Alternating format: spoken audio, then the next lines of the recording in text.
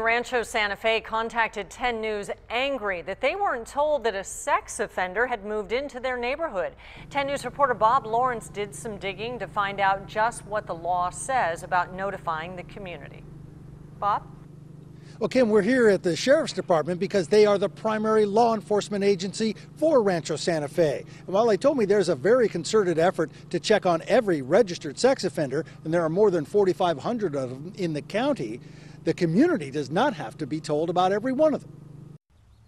Neighbors became alarmed when they learned who was living in this home on La Valle Plateada. It's Barton Haynes, who is a registered sex offender who committed a lewd or lascivious act with someone under 14 in a different state.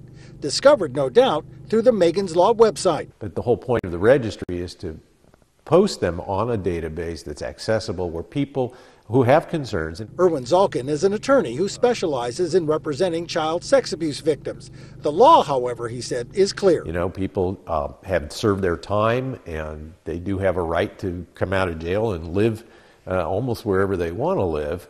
Neighbors who contacted 10 News did not want to go on camera, but I did speak with one over the phone who said they understood that it's perfectly legal for Haynes to live where he's living, even if a neighbor has 12 children in a house nearby. But she didn't like the fact that they weren't notified. They pointed to a nearby school about a mile away. But on the Megan's Law website, there is a category for risk, and it is that risk factor that determines whether people in the community are notified. If they're a violent sex offender, it's possible that law enforcement would have to notify the community that there is a risk, a person of risk.